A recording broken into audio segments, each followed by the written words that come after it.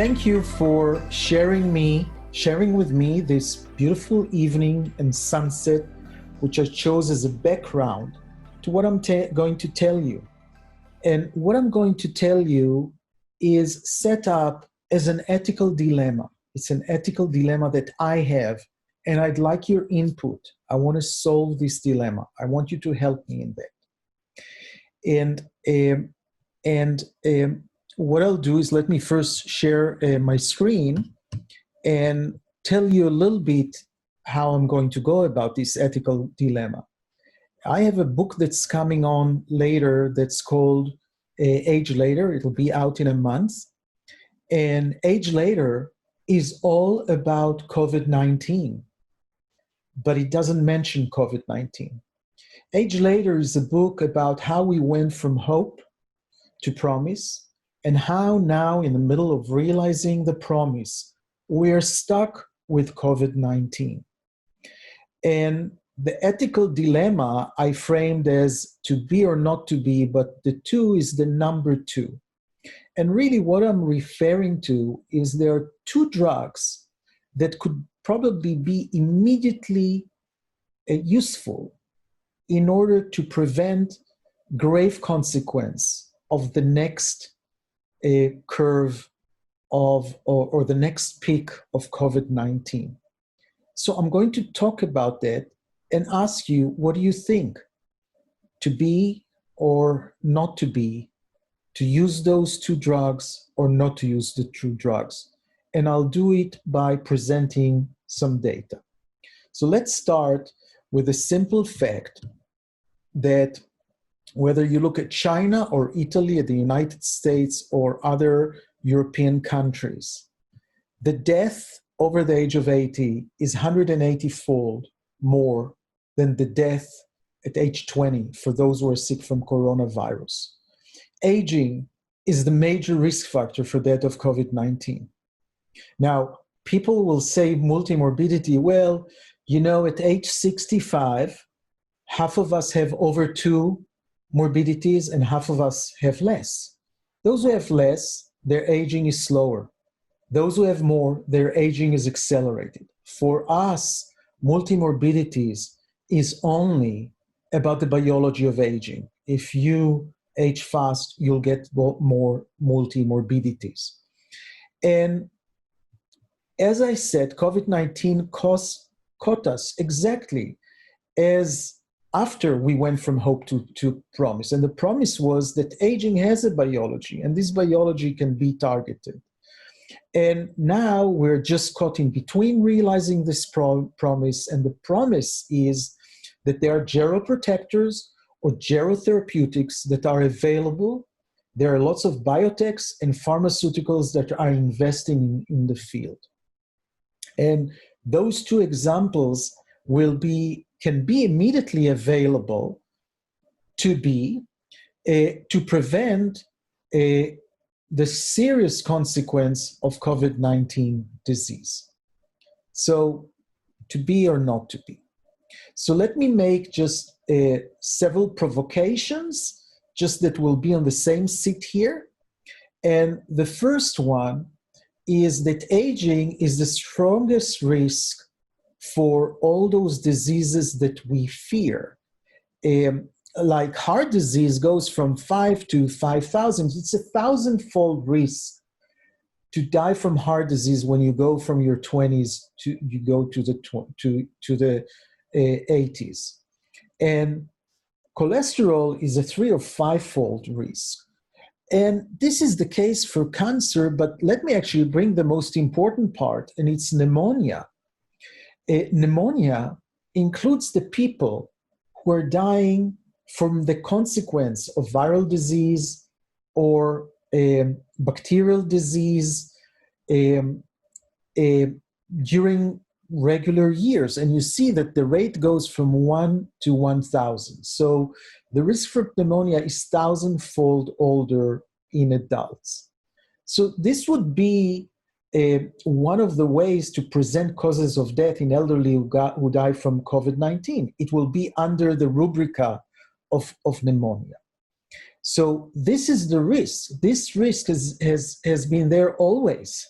It's been there with the flu and with other infections as well. But anyhow, when you take all of that together, what is important to know that aging drives diseases.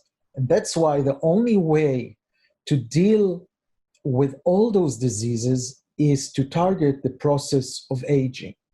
And in fact, there is a trial that comes soon, I hope, as soon as we can. It's called TAME. And TAME will kind of prove the concept that aging can be targeted, and maybe we can bring down the curve here. Now, when we are at the bedside, those are the things that geriatrician will look at and understand to understand the whole body situation of an elderly person without complaining of acute sickness. And you see that one of them is immunity.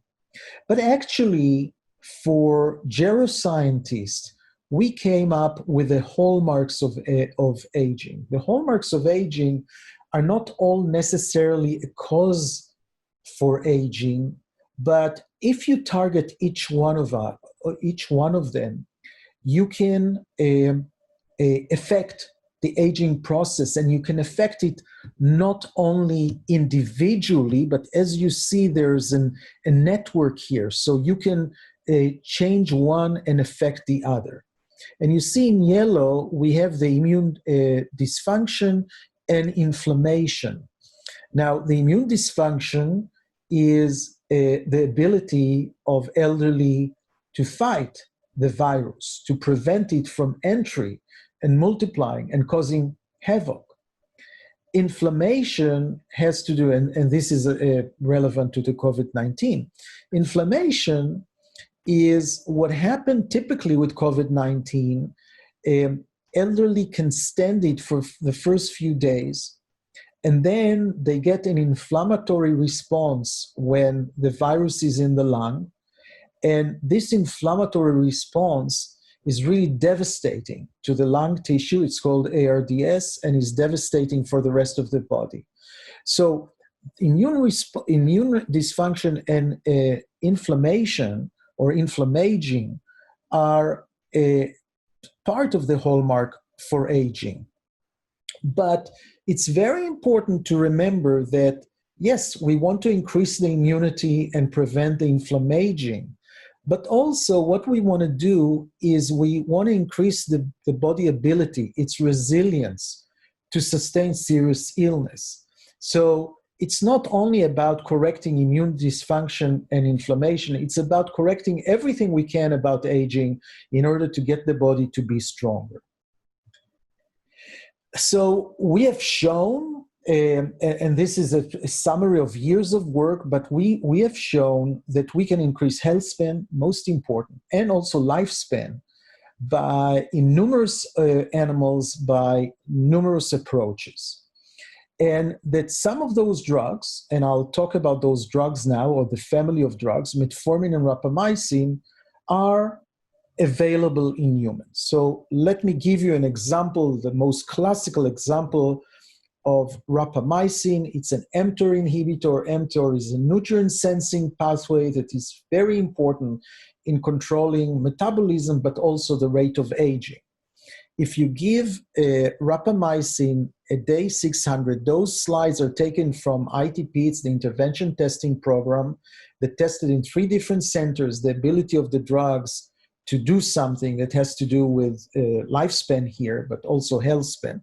So they gave the drug at day 600, and you can see that not long after there was a separation, and while in the blue they started getting sick and died, with the red there was an extension of their lifespan, and there's actually an extension of health span.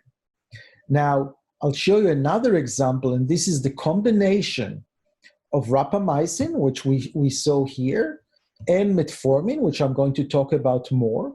And actually, those drugs in combination have resulted in the ITP in the longest extension of lifespan, on average of 24%. So those two together are even better than each one of them on its own. And those are only examples from ITP. There's a body of literature talking about health span and lifespan of those two drugs. I want to take a little side trip here because I talked already about the fact that there's biological age and chronological age, which is really associated with whether you have more age-related disease or less age-related disease.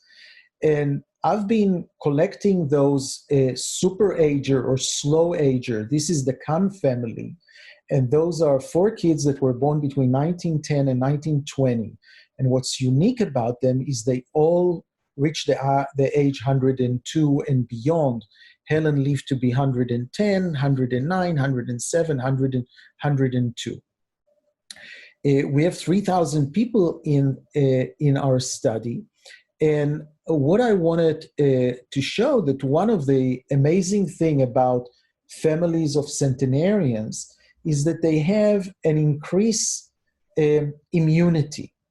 And what we're doing here, and this study is actually not on the centenarians, because centenarians are at the end of life, though I would say that there are at least 8 centenarians in the world that have had COVID-19 and survived. But this is offspring, so we have to control for the age of the subject. And since offspring of centenarians inherited half of their genes from their parents, and they're always healthier, we use them. And here with the Massian group, we showed that offspring of centenarians have better autophagy in their T cells. And because of that, or associated with that, is an improved cytokine response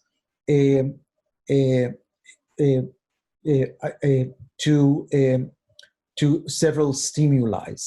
And there's a correlation between the autophagy and the cytokine response. Just to make the point that we have a lot of data on those centenarians, but including what are their T cells doing that is relevant to survival of COVID-19. And basically, my friend, Dr. George Kushel from University of Connecticut helped build this beautiful little picture that kind of tells you what happens in the virus, in the defense, and what happens to health and function at the end of the line. So here is the virus, and the virus is trying to hit this castle. And when you're young, this castle is strong.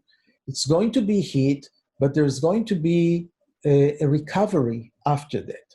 Now, when you're old, then there's a weakened immune, so the fortress is not so stable, so it's easy to hit it. And sometimes this dysfunction is also leading to death, but more than that, there's also an extended time to recovery. Now, what we are proposing in geroscience is that we can strengthen the immune defense. We can strengthen the castle, strengthen the host. And we can do it by, of course, fighting the virus, having antiviral drugs and having vaccine, but by also using geroprotectors that will change not only how deep the health is declining, but also how faster the recovery can be. So fight the virus, I say, but also defend the host. So I have to give you now 2 examples with data. Example 1 will be metformin. And metformin is a drug that extended health span and lifespan in animals and actually in humans too. Now, really fast about metformin, but what I want you to notice is down here in green is those hallmarks of aging. Now, metformin does 2 things. Well, metformin, first of all, enters the cell through a certain transporters, binds to complex 1 of the mitochondria, and then on the left side, there's a lot of activity, including increasing AMP kinase, decreasing mTOR, and effects on PGC1 alpha and dicer, also changes in insulin action. And at the end of that, there are measures that have been published that each of them lead to at least 5 of the hallmarks of aging.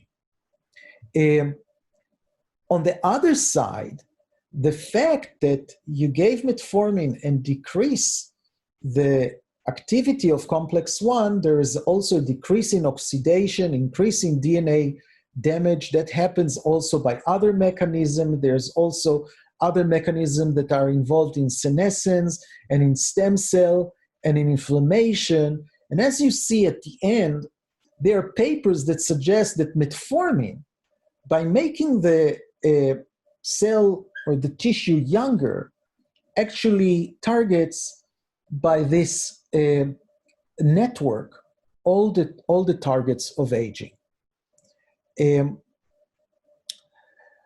The problem is that there's no proof in clinical study that metformin protects from COVID-19 disease. But, and remember just that metformin is safe. There are over 140 million users now, chronic users now, and over 1 billion per year users in the last 60 years. It's also generic and cheap. But one thing we know from all this experience during many years is that if you give the metformin to non-diabetic patients, they will not develop diabetes. People with diabetes who are metformin versus other drugs like insulin will have less cardiovascular disease. There are tons of studies, hundreds of studies that show that people on metformin have less cancers. There's also clinical and association studies that shows that metformin delays cognitive decline and Alzheimer in diabetes and non-diabetic patients. And this study, I actually want you to see with your eyes. It was done in the United Kingdom by investigators going to pharmacies and looking at people who were treated with metformin and seeing what happened 5 years later. And the endpoint here was mortality. It's time to death.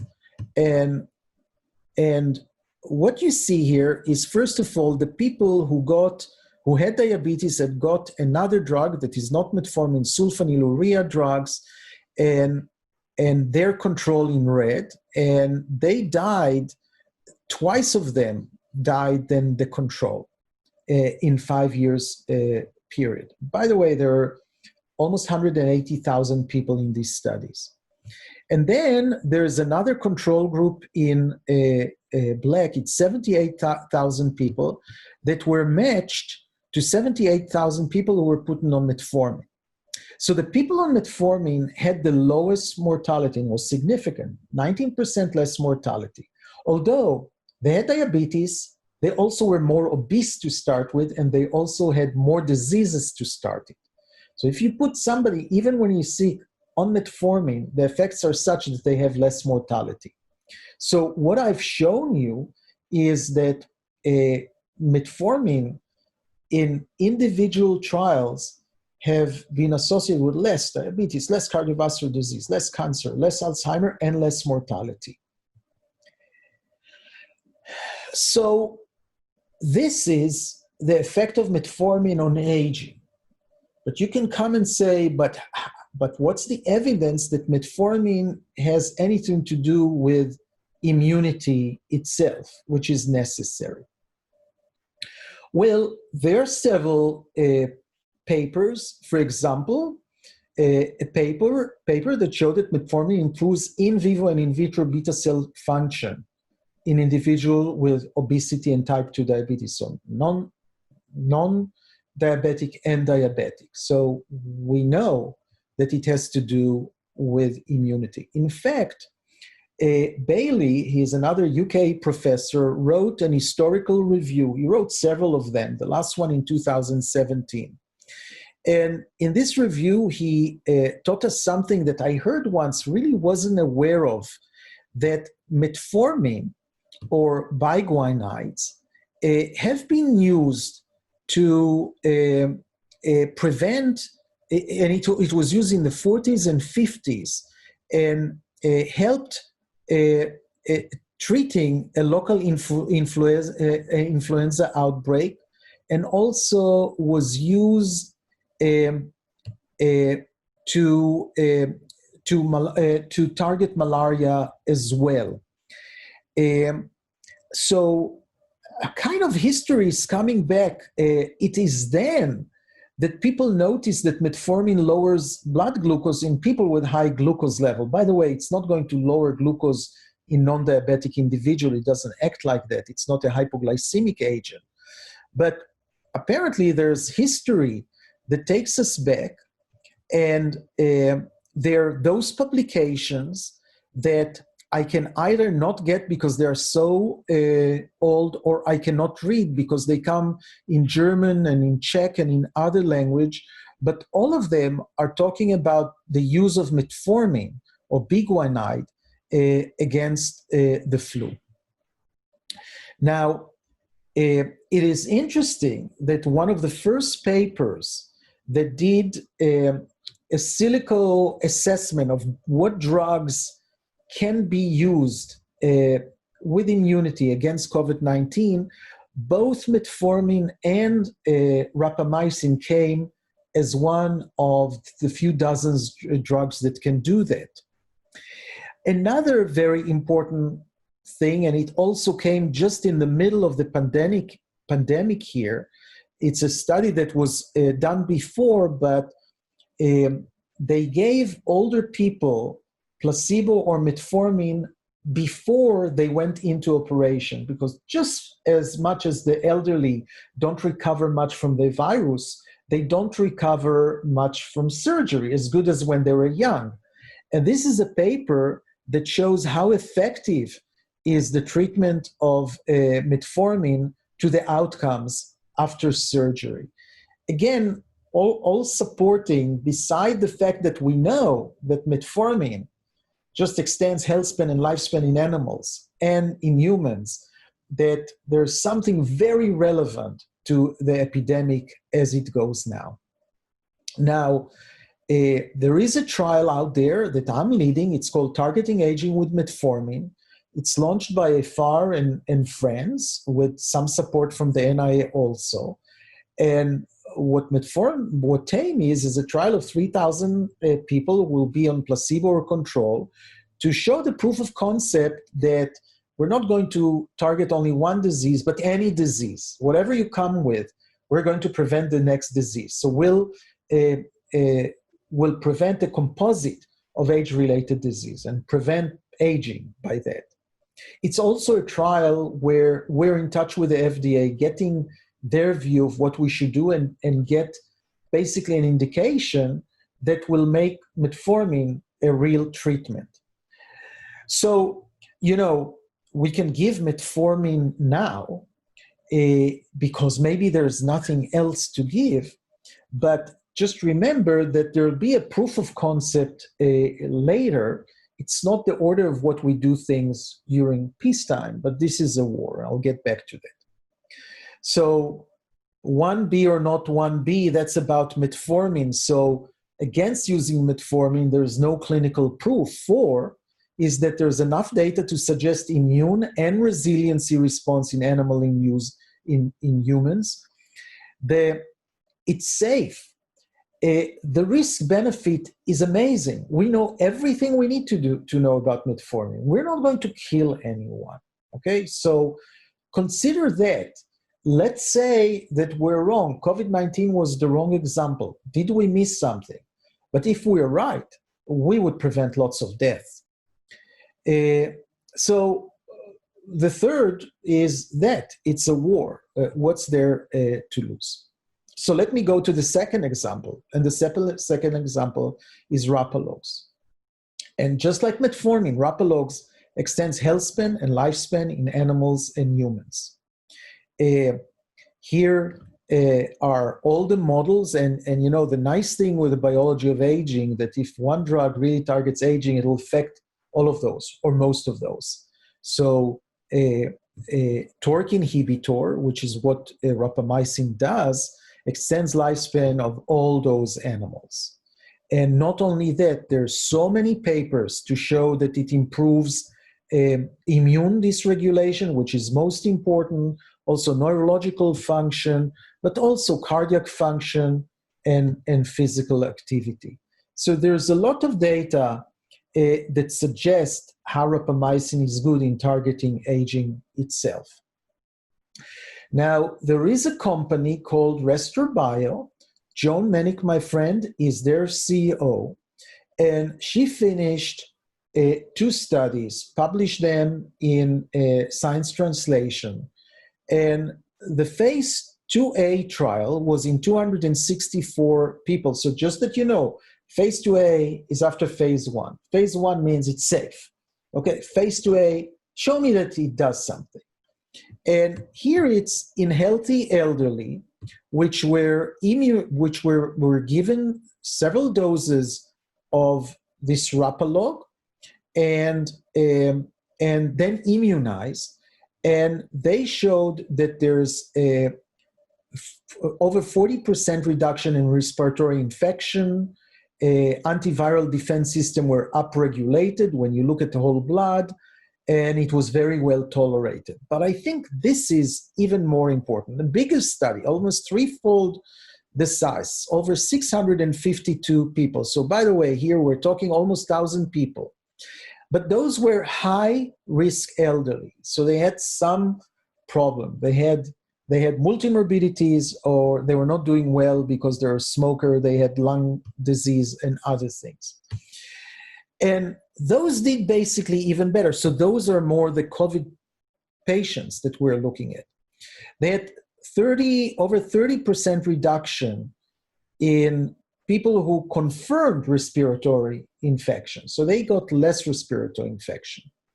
They had more than 50% reduction in percentage of subjects with severe laboratory confirmed respiratory tract infection. Over 50%. Imagine that we would have prevented 50% of what the elderly went through here. And there are 5 days reduction in the time of alleviation of those symptoms. So they got sicker, they got healthier sooner. In other words, they would stay less time in the hospital. Now, you can tell me just a minute. Those are influenza. What was against? Was it the COVID-19? So first of all, to answer, let me tell you what happens not only to influenza, but what will happen to many other viruses. And basically all the viruses that were tested in those people had better response to the therapy in blue than to the placebo in black. Even up here, coronavirus, and it's not that coronavirus, it's other coronavirus. We had coronavirus forever. It was half the cases during this study. And the point here again, this is about the host. We're preparing it to influenza, to corona, and to every infection that will come later. So we're going to stay here and get old much later, ready for whatever goes if we start doing what we've shown that we're doing. And by the way, if you look at the side effects, then if anything, look at the number of side effects here and here. It looks like the patients on Rapalog not only didn't have more, had less side effects. And it's probably so because their whole body was doing better at the time of infection. And it's not only about the infection itself. So, number 2B or not to be, what's against using Rapalog? Well, there hasn't been a phase 3 study, and there's not going to be a phase 3 trial for now, soon, against the COVID-19.